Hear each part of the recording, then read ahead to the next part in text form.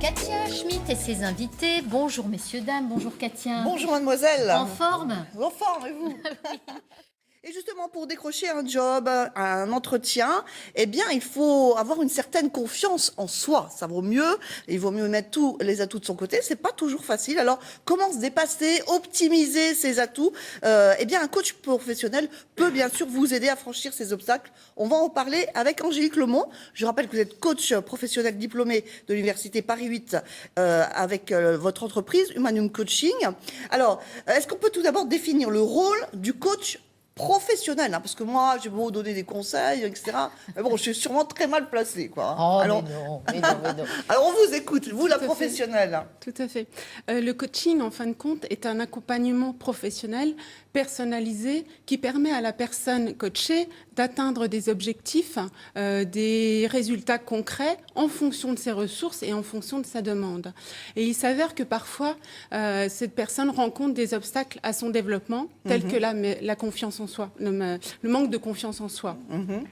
Et s'il est difficile de dire à son chef, à son recruteur, à son collègue qu'on manque de confiance en soi, il est plus facile de dire à sa coach je manque de confiance en moi, j'aimerais qu'on y travaille pour plus d'essence et d'assurance en milieu professionnel. Alors, justement, qu'est-ce qu'on entend par confiance en soi en coaching professionnel? Comment vous le définirez? Alors, la confiance en soi, c'est cette capacité de croire en soi, de croire en ses compétences. Et souvent, elle est liée, associée à des situations de réussite ou d'échec. La prise de parole en public, les entretiens professionnels, les examens. Et le manque de confiance en soi crée des véritables blocages individuels dans ces situations. Alors, justement, comment créer des bonnes conditions pour avoir cette confiance en soi, ou en tout cas la conquérir, en quelque sorte? Alors, il y a plusieurs conditions, mais je dirais la première, qui est primordiale, c'est la préparation. C'est l'investissement dans la préparation.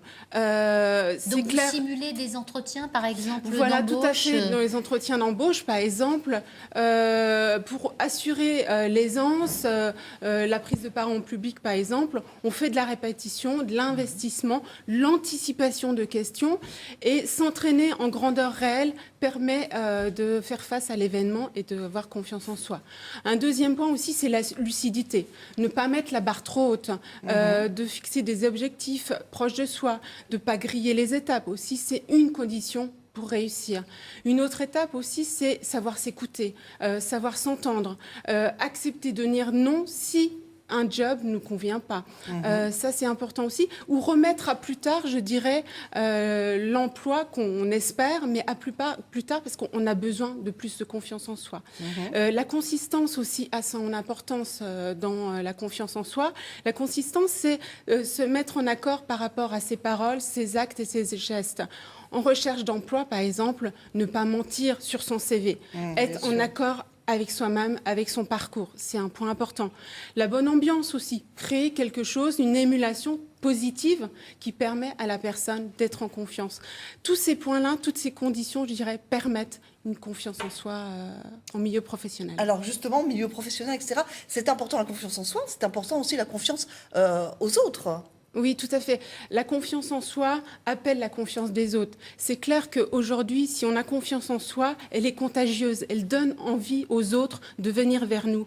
Et si on crée les bonnes conditions, effectivement, on améliorera nos interactions, nos relations avec les autres et on participera, je dirais, à une confiance réciproque, mutuelle. Ça, c'est important. En quelques secondes pour conclure, vous avez un ouvrage à nous conseiller et un petit déjeuner conférence à Épinal à annoncer le 5 février.